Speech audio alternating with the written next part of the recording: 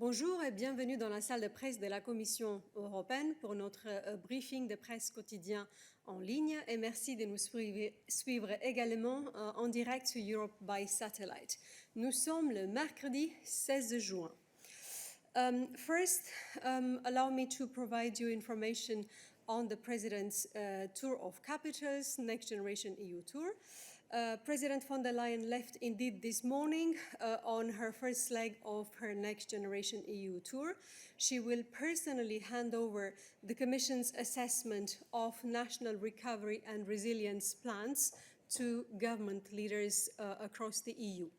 The President is first traveling to Lisbon, where she is meeting Antonio Costa, the Prime Minister of Portugal. Later this afternoon, she will be in Madrid, where she will have a bilateral meeting with Pedro Sanchez, the Prime Minister of Spain. Tomorrow morning, the President will be in Athens, where she will meet Prime Minister Mitsotakis. Then tomorrow afternoon, she will meet Prime Minister Frederiksen in Copenhagen. And finally, on Friday, the President will be in Luxembourg, where she will meet His Royal Highness the Grand Duke of Luxembourg, as well as Prime Minister Xavier Bettel. During her trip, the President will also visit projects that are or that will be funded under the Recovery and Resilience Facility. These projects will be focused on science and education, on research, and on the green and digital transitions. Let me also inform you that we will publish a press package as well as the legal documents, so the approvals, after each respective recovery and resilience plan has been adopted by the College. This will happen in written procedure. And once the President has handed the documents to the head of state or government in each country. We will also have the opportunity to ask questions about each plan during dedicated technical briefings, which we will organize for you over the course of the next days. You will have already seen that the first such technical briefings are taking place today, on Portugal at 3 o'clock and on Spain at 4 o'clock this afternoon. Tomorrow there will be a technical briefing on Greece at 10:30 and one on Denmark at 5 p.m. I will announce the countries that the President will visit next week on Friday. As usually Fridays, we announce the agenda of the President. I know that there is strong interest to know what follows next, but this is when I will be able to make any official announcement. Et finalement, je vous signale que nous avons encore un programme chargé d'événements de presse cet après-midi. D'abord, le haut représentant et vice-président Josep Borrell sera ici en salle de presse à 13h15 pour vous parler de la voie à suivre dans les relations entre l'Union européenne et la Russie. Nous aurons également un briefing technique sur le même sujet à 14h30 pour les journalistes accrédités. Après, nous aurons les deux briefings techniques que je viens de mentionner sur le plan de relance et de résilience du Portugal et de l'Espagne. Et avec ceci, je peux passer déjà à vos questions. Merci d'indiquer, comme toujours, si vous avez des questions, en soulevant votre main dans notre système. Je vois que la première question sera de Agnès. Agnès, vas-y. Hello, you hear me? Yes, we can hear you. Yes, okay. We can hear you. I'm Anna Such. I'm from the Hungarian news outlet HVG Eurologos. And I have a question on the latest update to the Hungarian law on pedophilia that heavily stigmatizes gay people. So does the European Commission think that this law is in line with the fundamental rights and values of the European Union enshrined in the treaties and the Charter? And if not, what is your what is your plan to take action in order to defend these rights? And if you let me a personal remark, I asked these questions 2 days ago in the morning on the phone and by email as well. I even made a phone call this morning as a reminder, and I didn't even get a reply to that. And, with even this recent visit of Biden, you made clear that there are equal animals and more equal animals on this farm, and I'm in peace with that. But that thing that I don't think you're aware how much the Commission's opinion matters to the few representatives of the Free Hungarian media, because in most of the time our own government ignores us. Thank you. Thank you very much, Agnes, for your question and for your comment. First of all, allow me to say that I am happy to hear that the Commission's opinion matters for journalists, and I hope also for people in general. Secondly, I'm really sorry, and I would like to apologize that you haven't received an answer to the question that you asked a few days ago or 2 days ago. You said yourself, indeed, these were extremely busy days in Brussels, but even so, we try to focus on all matters at the same time. So we will look into this, and of course, we will try to give you an answer, hopefully to the extent that we can to that question, or we will go as far as we can now. And then Christian, of course, will be available to provide you any complement of information. Christian joined me promptly on the stage to answer. Yeah, maybe let me just add one element, as we all indeed were in touch on this, Agnes, and of course we always try to provide you as swiftly as possible with answers, but let me also say that I did provide you with an answer that I could give you at this stage, because this was when the law was not adopted yet, and you know that we have a general principle that we do not comment on draft laws. So now that the law has been adopted yesterday afternoon, I understand, let me start by telling you what I can today. Let me start on a general note. You know that the Commission has a clear stance on non-discrimination, and that we stand up for a union where you can be who you are, as President von der Leyen has said repeatedly. The Commission is committed to addressing the inequalities and challenges affecting LGBTIQ people in Europe on the basis of our LGBTIQ strategy, which we have presented, as you will remember, in November. As regards the Hungarian law specifically, we are aware of the adopted law and the national debate around it. We are looking into it in more detail. More generally, when protecting children from harmful content, it is important for member states to find the right balance of relevant fundamental rights, such as the freedom of expression or non-discrimination. Thank you very much. So on the law itself, we are looking at the details of the law, which was adopted very recently. I will now invite you to keep your hand up if you have additional questions on this subject for Christian.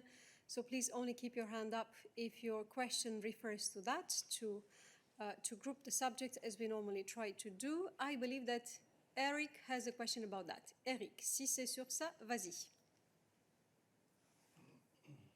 Le sommet avec M. Biden. Je te demanderai de patienter un peu et je donne la question à David. Je donne la parole à David. Oui, oui, merci. Je me permets d'ajouter le fait qu'hier, il y a eu un accident, je crois, assez grave. Vous avez distribué un communiqué avec une déclaration de la présidente sur l'accord Airbus-Boeing à certaines agences et pas à toute la salle de presse. C'était une information importante. Je comprends qu'il y a apparemment les main media outlets qui sont très importants pour vous. Mais je vous rappelle que dans l'Union européenne, il y a beaucoup plus de médias. Beaucoup investis ici en payant des journalistes pour reporter ce que vous faites. Et souvent, ces petits médias ont une audience plus grande par rapport aux media outlets qui comptent dans la boule européenne.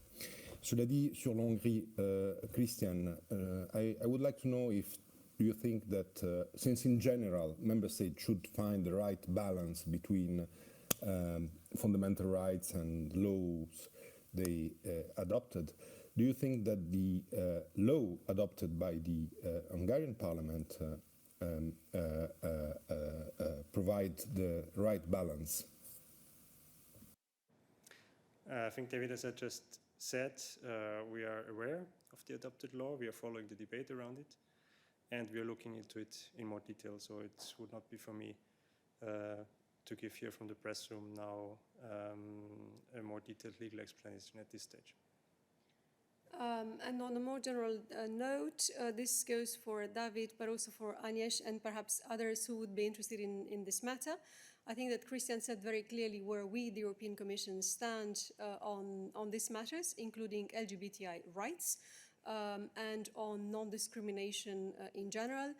But he also said that we are looking in detail at the content of this law, which was very recently adopted. We do not want to prejudge the results of that analysis, but we will share it with you as soon as we are ready. There can be various angles to it, and we want to complete our analysis before jumping the gun to conclusions. So please keep your hand up if you have additional questions on this matter. I believe that Oliver has a question for that on that. Oliver, go ahead. Yeah, Dana, on this, why aren't we honest here on this occasion and speak openly why you don't want to criticize neither the Hungarian government nor the Polish government for their long campaign of making the life for sexual minorities hell? And you're well aware of that. You publish LGBTIQ plus whatever strategy papers and working documents which contain a lot of very, very sanctimonious and completely empty language.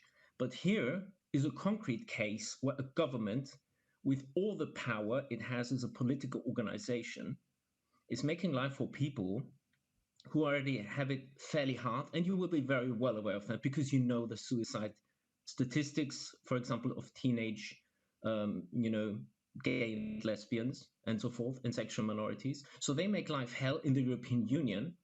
And all you give us is that you are following the situation very closely, And I'm not personally affected, but I'm affected as a European citizen, as a journalist who's actually had it with your elusive declarations that you're looking into it. You will inform us in due course and so forth.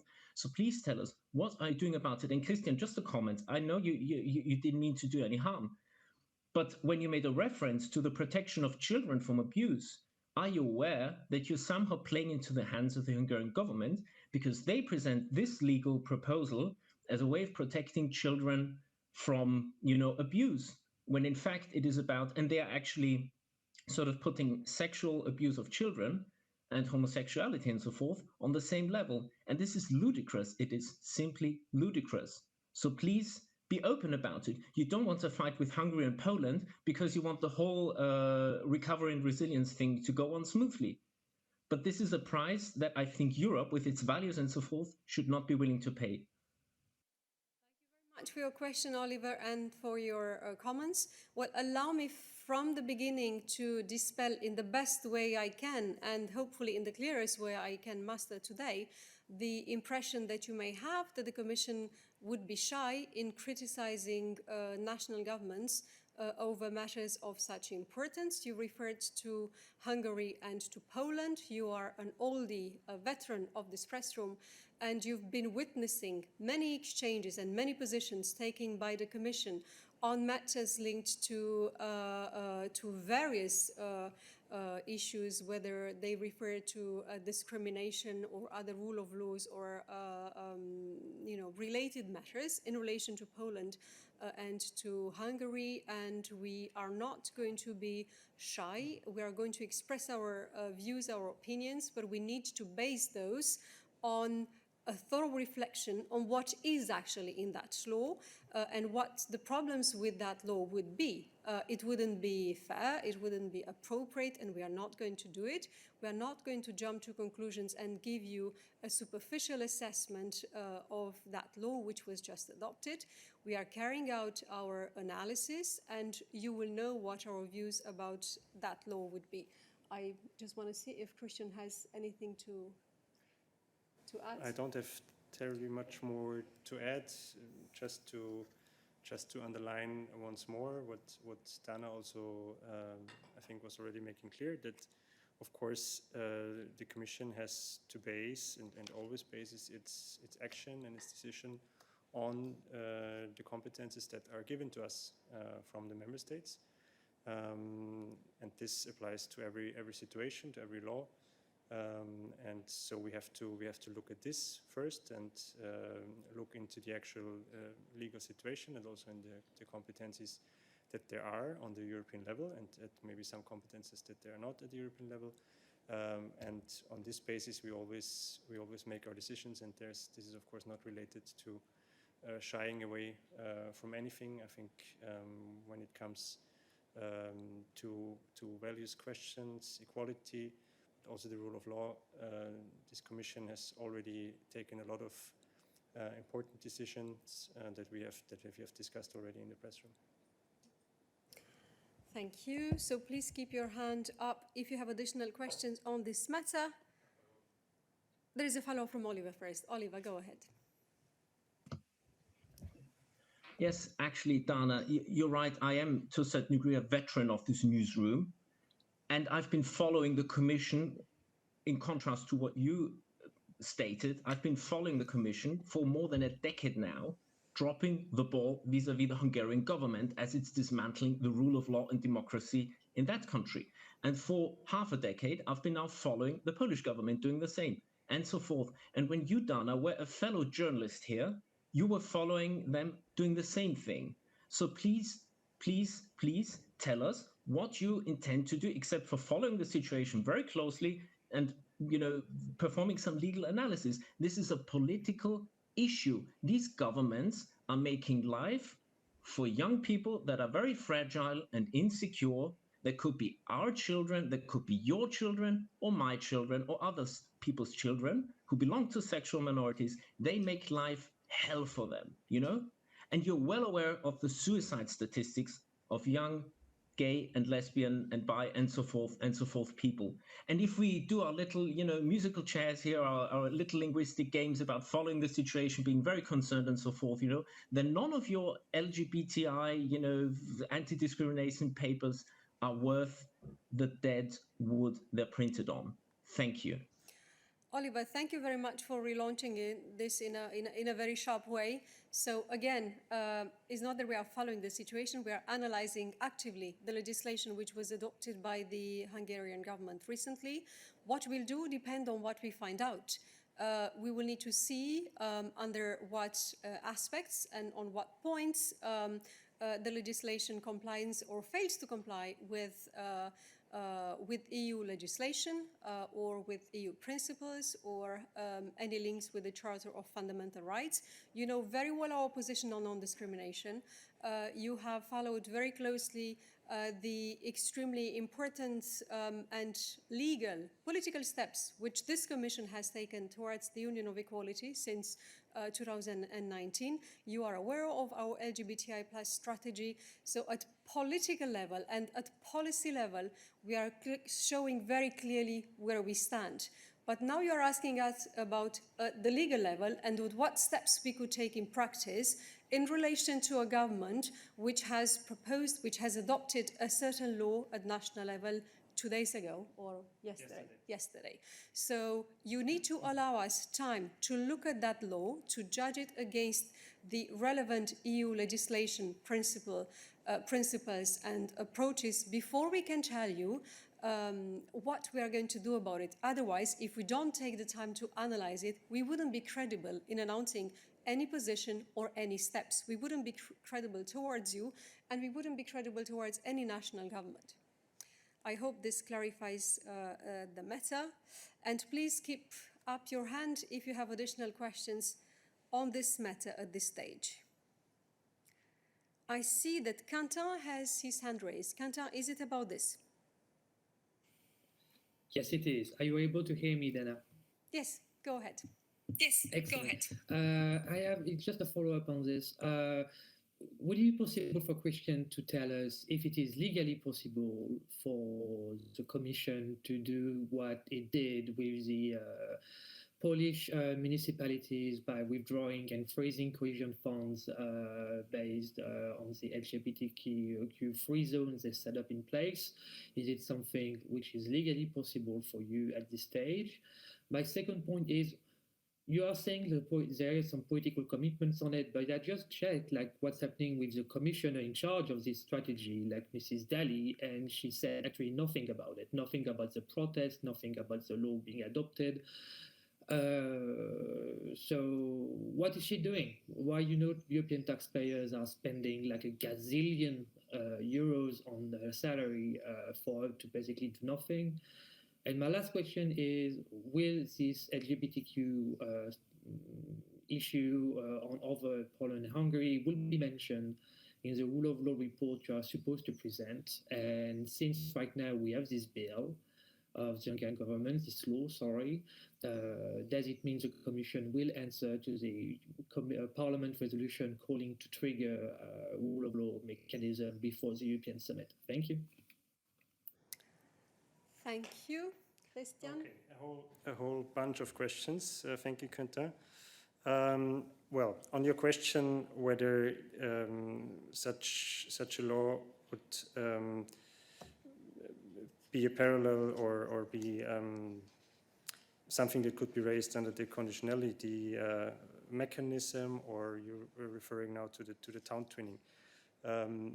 I think this was a very specific context on the town twinning, which was about EU funded projects, which had indeed been where the EU funds had been withheld in this context by the Commission of a town twinning project because of the declarations of these LGBTI free zones. And I think we have both politically and also legally there expressed ourselves very clearly, and this was one of the practical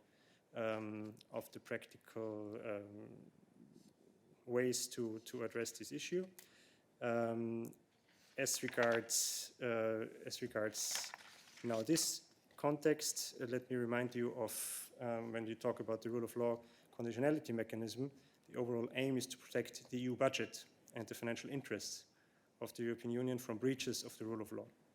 So this regulation has a very precise scope. According to the regulation, measures can only be taken where a breach of the rule of law affects seriously or risks affecting the sound financial management of the union budget or the protection of the financial interest of the union in a sufficiently direct way.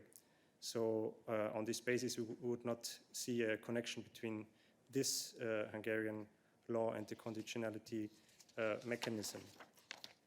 As regards, well, you were talking about Commissioner Dalli. I think Commissioner Dalli has a very proven and clear track record of speaking out clearly on these issues, on doing important work on our Union of Equality, including the LGBTIQ equality strategy that we have presented in November and that we are rolling out now with different actions and measures at the EU level, but also at national level, working together with the member states.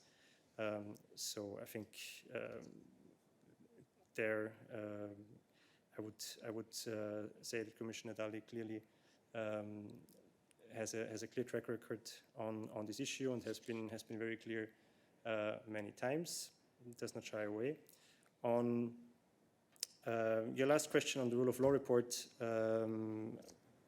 I cannot prejudge the content of the rule of law report chapters in any member state at this stage. So on this, I think you will have to wait a little bit until you will see the actual report. But all of those matters that we mentioned, of course, will be looked at. I guess that Quentin has a follow-up question. Quentin, vas-y. Sure. It's just a follow-up on Mrs. Daly track record. Actually, I think we do not care about the track record. We are caring of what is she doing now. So is someone from the Commission at the political level is in contact with the Hungarian government to discuss this issue or not? Because if we are into a political dialogue on the rule of law and now the law is approved, isn't it the time for European commissioners to enter into the scene actually to speak out about the issue? Not to have a legal opinion for someone from head of unit or whatever. Thank you for this. Well, such contacts take place at all times, at all levels. I just want to invite Christian to say if he has anything specific to confirm in this respect. No, look, I can just say that, of course, I mean, if we're giving you a position here on these matters, you can be sure that this is something that we are working closely with the Commissioner and her team on, and of course that she is aware and following very closely, also in the recent days already. As for concrete contacts, I have no particular news at the moment, but clearly the positions that we give you here, we are clearly working on this with the Commissioner and with her team. And ultimately, it's always the position of the Commission that you will hear here in the press room. Thank you. I will now further invite you to keep your hand up if you have a question about this. I guess that Katalin wants to ask about this. Katalin, go ahead.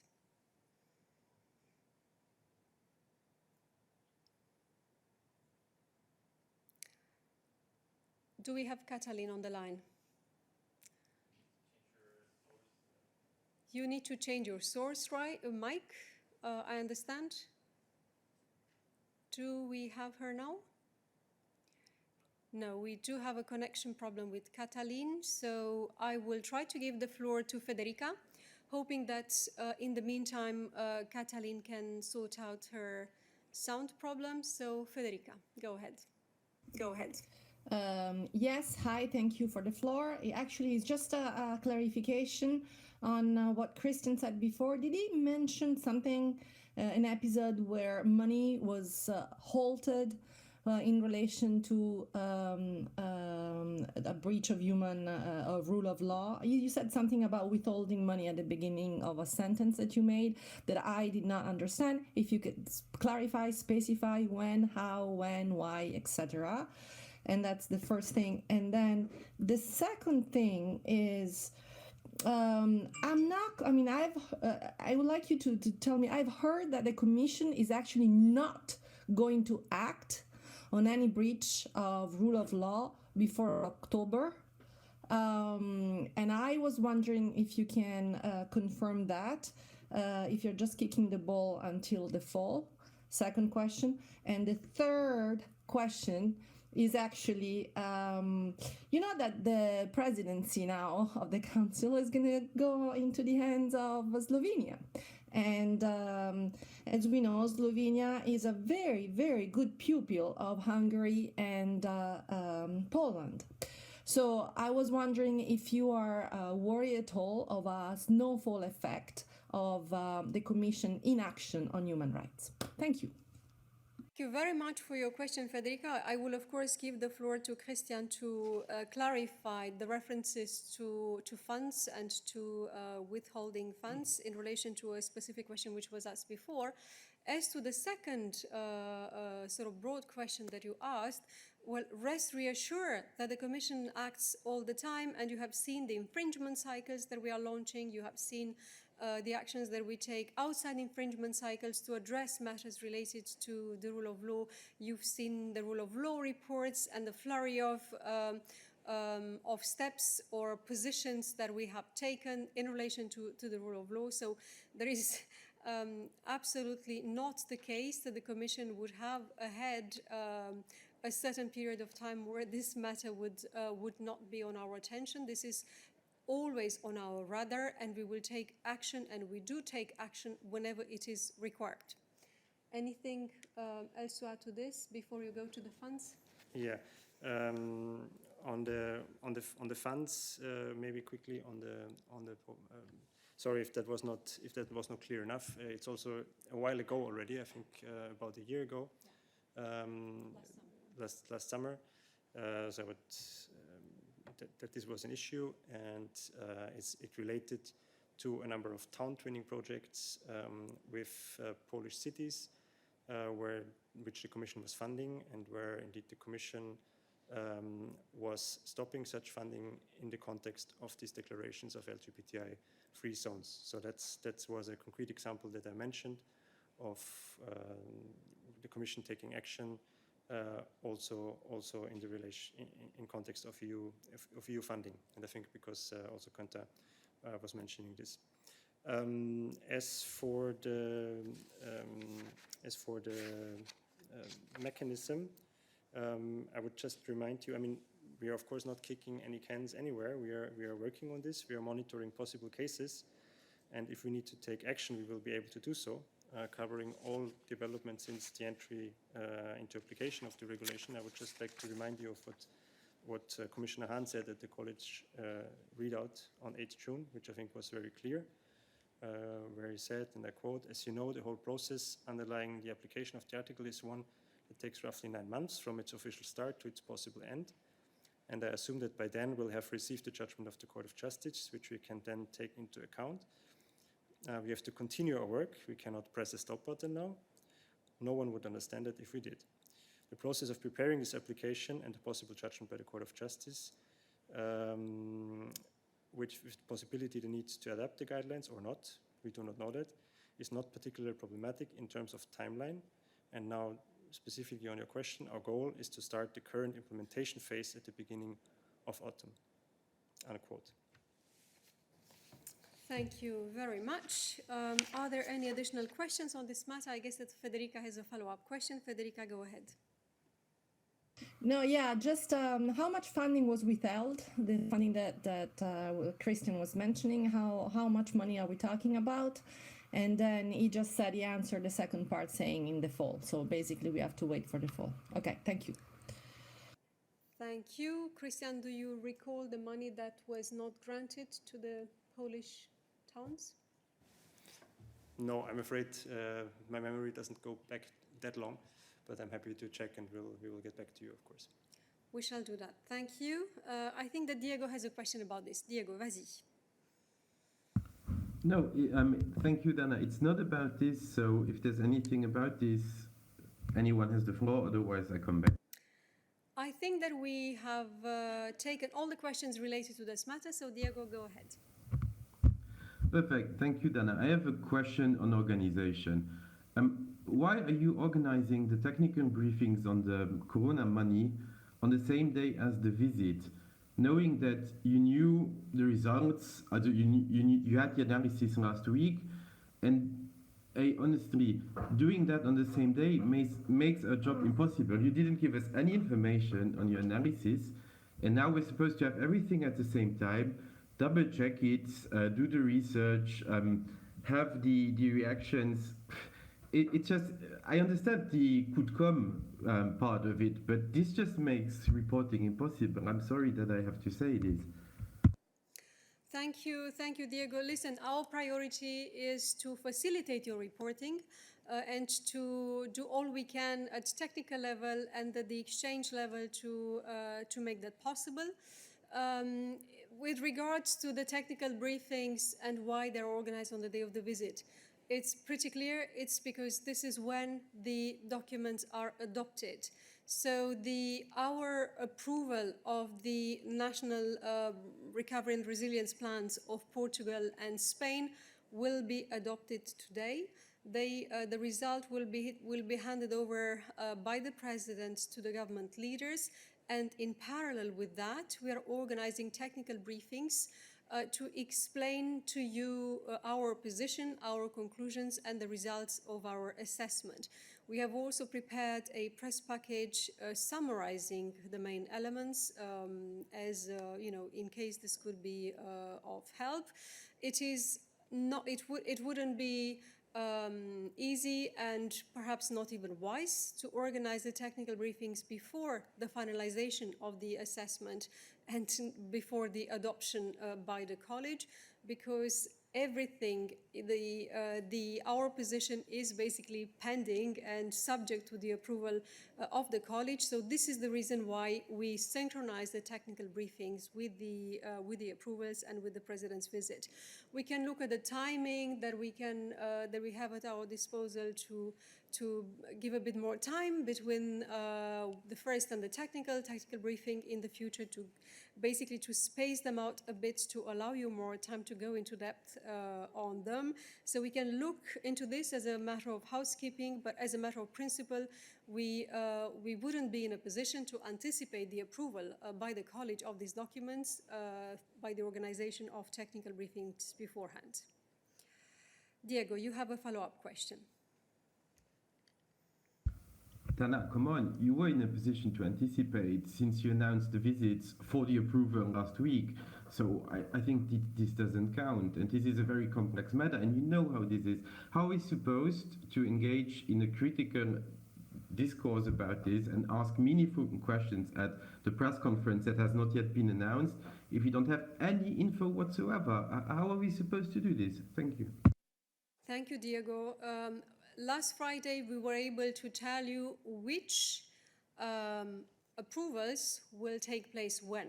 So we were able to judge that we are sufficiently advanced in our assessment of those plans to be able to approve them in a few days. So starting from today, which means that we were sufficiently advanced and we were confident that finalization will come on time and that college approval would be obtained on time. That college approval hasn't taken place, and it is very difficult, as you know, to present documents which weren't subject to project approval, to college approval. That being said, again, with the team, we will look to see how we can facilitate this process for you, to space them out, and how we can anticipate to the extent that is possible and without prejudging college approval on the adoption of those plans. So we will look into this, promised, and will draw the consequences. Who else has additional questions on this matter? I see a few hands up, and I believe it's about that. So, Oliver.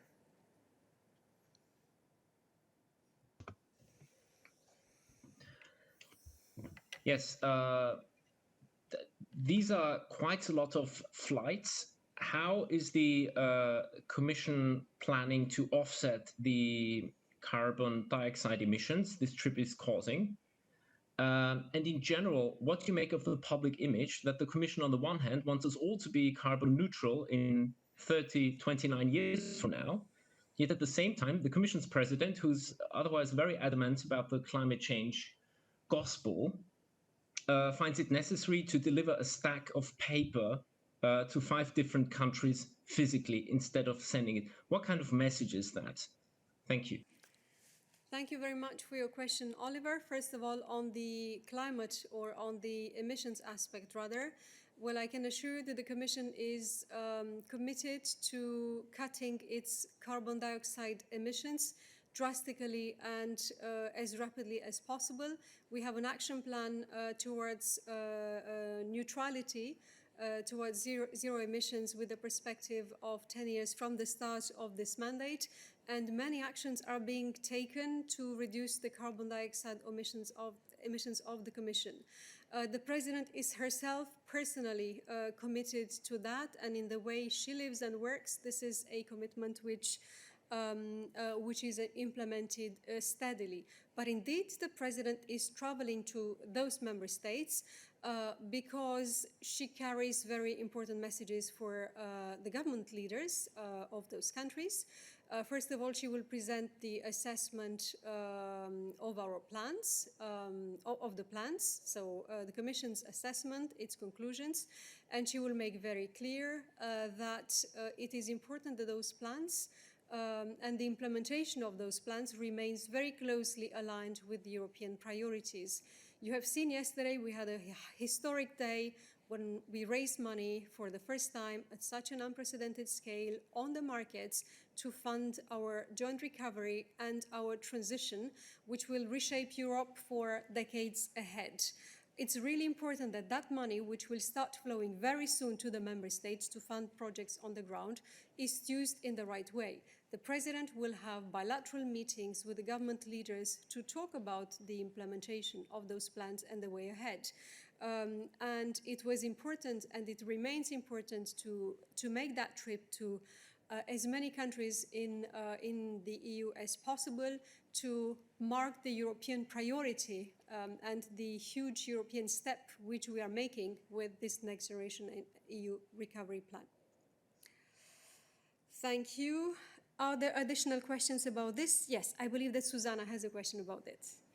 Vas-y, Susanna, go ahead. Susanna, go ahead. Thank you. Well, I do agree with what Diego said, and I just wanted to understand when will you send us this package that you were mentioning before, because so far we got nothing. And also, I was a little bit puzzled by the press point this morning. Is President von der Leyen she wants to use her digital COVID certificate already in Lisbon or in Portugal, because as far as I know, Portugal is not connected to the EU gateway, not issuing or verifying, or they will try it for the first time with the president, or is she presenting a negative test? Thank you. Thank you, Susanna, for your questions. On the timing, we will get back to you after this to see when exactly we can present you the fact sheets and the accompanying material that we have. The sooner we can hand them over to you, the better. Point taken. So we will look whether we can send them to you in advance. Regarding the COVID, the EU digital COVID certificate, and the fact that the President this morning proudly presented her own certificate, which she downloaded as Belgium made it possible from today to have COVID certificates. She will try to have it verified in as many countries in the EU where she travels as possible. And, well, hopefully it will work in Portugal one way or another, because indeed you mentioned the possibilities, either vaccination or test. Johannes, anything to add about this? Nothing left for me to add, Anna. No, indeed, she's traveling with her vaccination certificate and her test certificate, so depending on the rules in place, she will use either or. And as you say, to our knowledge, Portugal is not yet has not yet started to issue a certificate themselves, but technically the country is ready, so it is now for the Portuguese authorities to announce their exact plans, and let's see what happens when she's arriving there. We have 14 EU member states live, and Iceland, so that makes 15 countries, and if you want I can give the list quickly. With Belgium this morning is the latest addition. Then in addition to Belgium, Austria, Bulgaria, Czechia, Germany, Denmark, Estonia, Greece, Spain, Croatia, Latvia, Lithuania, Luxembourg, and Poland. And I hope I didn't confuse you. Voila. So this is the state of play, and we expect more to come in the next days and also in the next week. So we're still ahead of the 1st of July. Thank you. Thank you very much. Are there any additional questions about this matter? So the digital certificate. I see a question from Daniele. I guess it's perhaps more about the plan than about the certificate, but Daniele, go ahead. We'll see.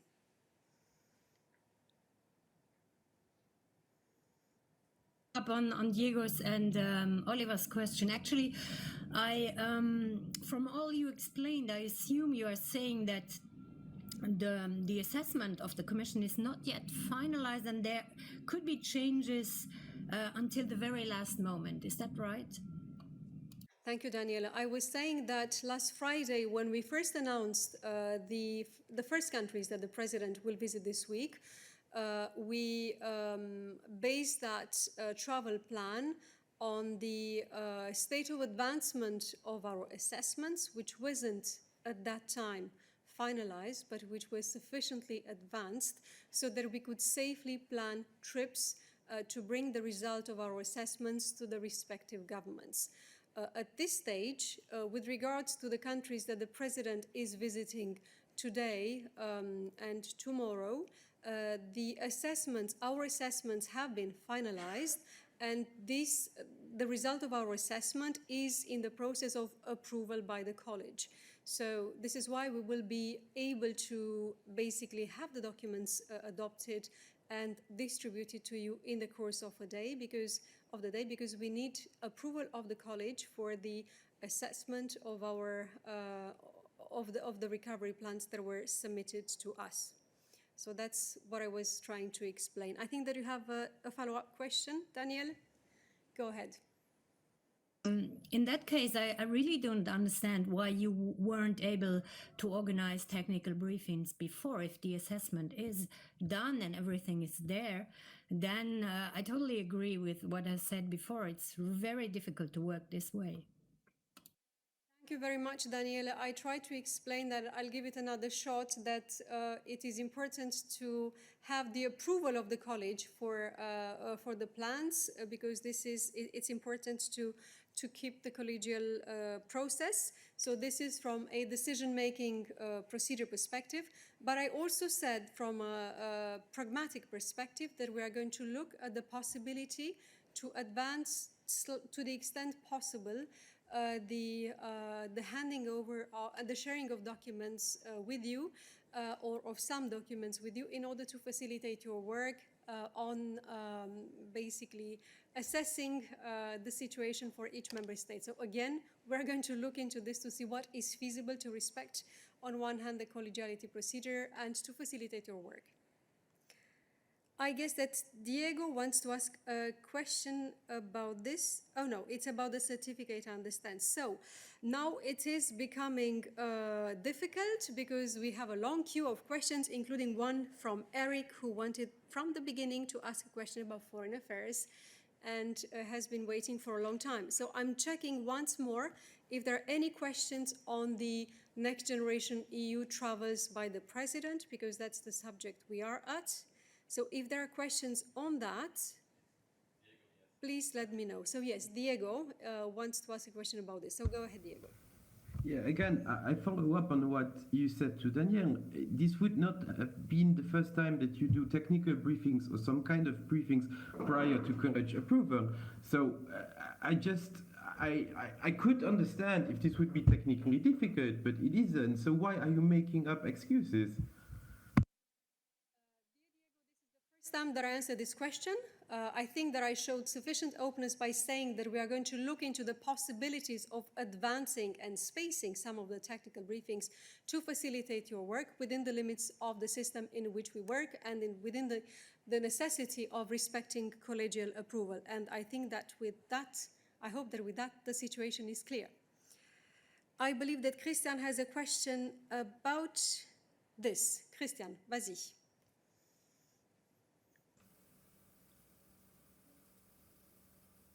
Non, en fait, c'est pas sur le même sujet. Je poserai pas ma question. Je passe mon tour parce que j'avais une question quand il y avait quelqu'un sur la tribune.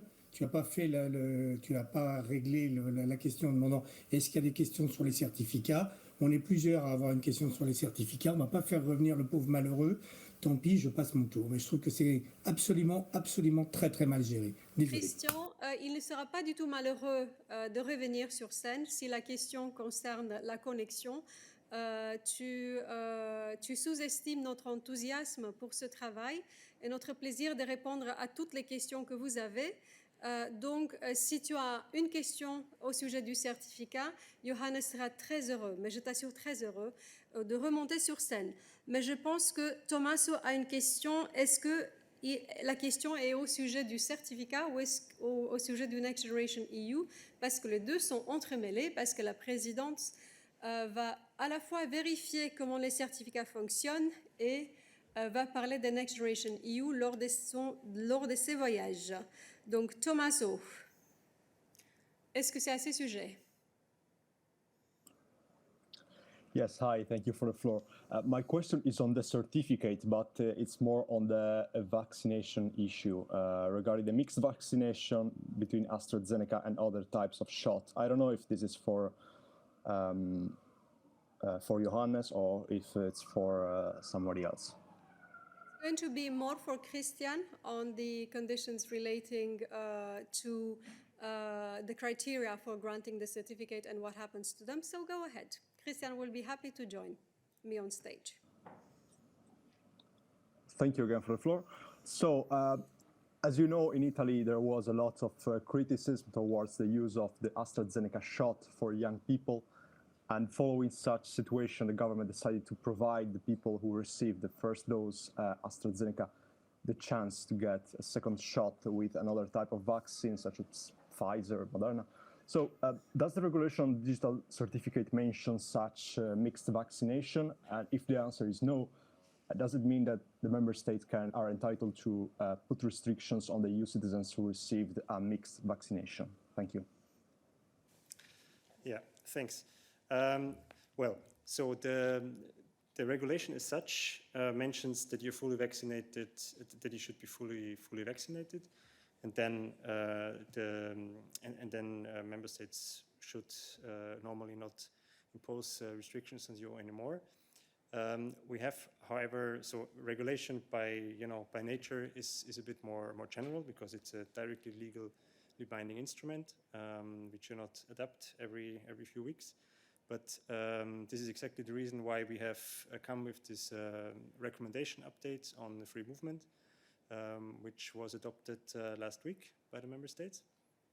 And there we have clarified a number of these practical issues, including the issue of these mix and match vaccinations, which according to the recommendation should indeed also be accepted in the same way, as long as it's, of course, EMA-approved vaccines. Thank you. Are there any additional questions on the health or criterion side of the certificate, which will be for Christian, because he is at this point on stage? I do not see any questions, so thank you very much, Christian. Are there any other questions on the certificate on connectivity issues, which we were briefly touching upon beforehand? That doesn't seem to be the case either. Are there any additional questions on other matters? I believe that Eric, in the meantime, has given up asking his question here and will address it bilaterally with Nabila, but of course I would be happy to give him the floor if he is still connected to ask the question and to get an answer on the podium. That doesn't seem to be the case. I see that Tommaso wishes to ask a question. Tommaso, is it linked to the certificate? In which case I would take your question now, or is it not? It's on Johnson & Johnson deliveries. So then I would invite you to wait, because I would like to give the question to Joe. Joe, to give the floor to Joe. Very kind, but I wouldn't have begrudged Tommaso front of the queue. So it's a question for Dan and on kind of EU-UK relations. Just now in the House of Commons, Lord Frost told the Northern Ireland Committee, and these are to quote, "We have asked and suggested to the EU that the right way forward would be to agree to extend the grace period, at least for a bit, to provide some breathing space." He was referring to the chilled meats issue. So I'm just wondering, could you confirm, has this request been made, Dan? And if it has, could you give us some thinking behind it? Alternatively, what do you think of it, please? Thank you. Thank you, Joe. Dan should be connected and able to answer your question. Dan, are you there? Yes. Yes, I'm here. Hi, Dana, and hi, Joe. Thanks very much for your question. Well, look, Joe, I think, first of all, you would have seen everything we said last week following the Joint Committee meeting and the Partnership Council meeting in London. You would have heard from Vice President Šefčovič, and you would have also seen the various different documents that we published. So I would refer you back to those first and foremost. You would have also heard from the President during the G7 meetings as well. I'm not aware of any such recent request that you mention. I would just mention two things by way of a general comment on this. First of all, you know that we agreed a grace period on a number of different things in December because the UK government was not in a position to to be fully ready for the end of the transition period. This included, for example, chilled meats, which was a grace period for 6 months. It also included, importantly, conditions which the UK government needed to adhere to during that period. And I think you would have seen and heard from us before that a lot of these conditions are not being respected at this point in time. And I think, overall, our main aim now is to provide predictability and stability to the people in Northern Ireland. That is our overarching aim. We are willing to find solutions. We are willing to work with the UK in the framework of the joint bodies and the joint committee and the various other meetings. But for that, we really need to see credible implementation by the UK of their commitments on their side. Thank you very much, Dan. I will invite you to raise your hand if you have additional questions for Dan on this matter, EU-US relations. So please only keep your hand up if the question is about that. So Catherine, your question must be about that then. Go ahead. Yes, it is, Dana. EU-UK relations. At the same evidence session in front of the Northern Ireland Select Committee in the UK, David Frost said that he commented on the claim or that Morris Sefcovic that a SPS agreement would remove 80% of any of the checks. He seems to put that into question. So I'm just wondering, Dan, if you could say a bit about where that figure comes from, and is it, how approximative is it? Are you confident that it would remove 80% of the checks? Yeah, that's my question. Thank you. Dan? Yes, thanks, Catherine, for that question. First of all, you know that we have offered to the UK this possibility of aligning with EU rules on SPS, even temporarily, until the UK agrees whatever FTAs it wants to agree in the future. This would do away with 100% of SPS checks between GB and Northern Ireland. So to be absolutely clear on that, this sort of agreement, a Switzerland-style agreement, would do away with all SPS checks and controls.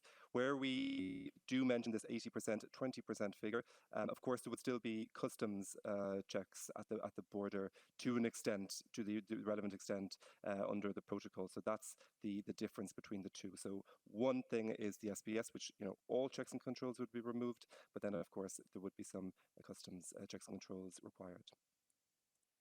Thank you.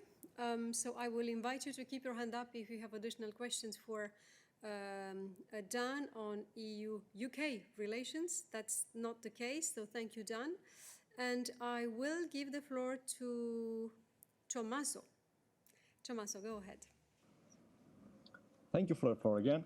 My question is pretty simple. Is it true that Johnson & Johnson is not respecting again the amount of doses promised for the second quarter? And if yes, will you take any legal step about it? Thank you. Thank you, Tommaso. That would be a question for Stefan. He should be connected. Yeah, there he is. Here I am. Hello, everybody. Thank you for the question, Tommaso. You know that some of the batches of the Johnson & Johnson vaccine have not been released. Our colleagues from the European Medicines Agency have issued a press statement about that a few days ago. As a result, we expect indeed that the company will not be in a position to deliver the 55 million doses which were planned for to be delivered by the end of this quarter. This being said, as you know, the member states which have, of course, voiced their strong concerns regarding these shortfall or deadlines in the deliveries.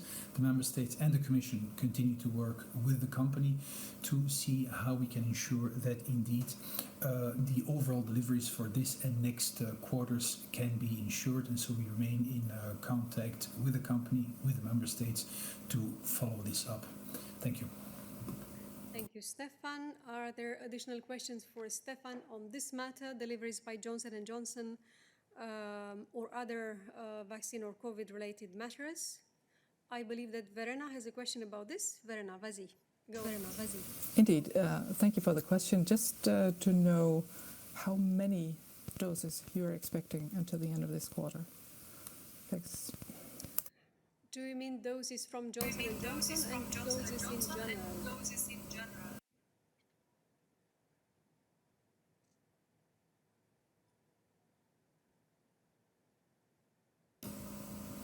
Sorry, you raised a question to Verena to specify? Yes, or? yes. I would want Verena to specify if she wishes to know from us how many doses do we expect from Johnson & Johnson until the end of this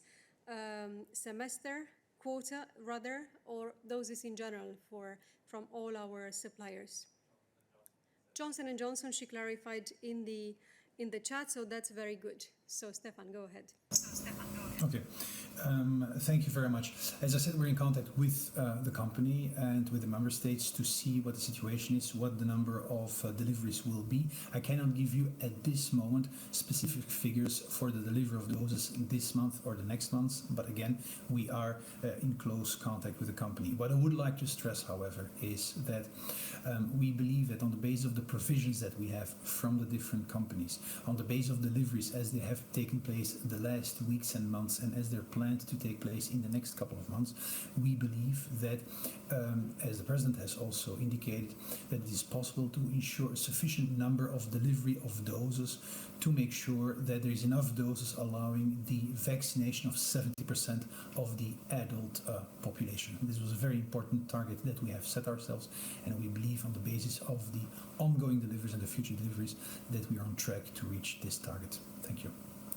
Thank you very much, Stefan. Are there additional questions for Stefan on vaccines, vaccinations, or COVID-related matters? That doesn't seem to be the case. So thank you, Stefan. Are there any other questions for us today on any other matter? This is not the case, so thank you very much. Good afternoon, and don't forget, well, have a good afternoon, and don't forget that we will try to keep you busy with the EU-Russia press conference with the technical briefing on Russia and with the 2 technical briefings on the adoption of the plans for Portugal and Spain. So see you soon.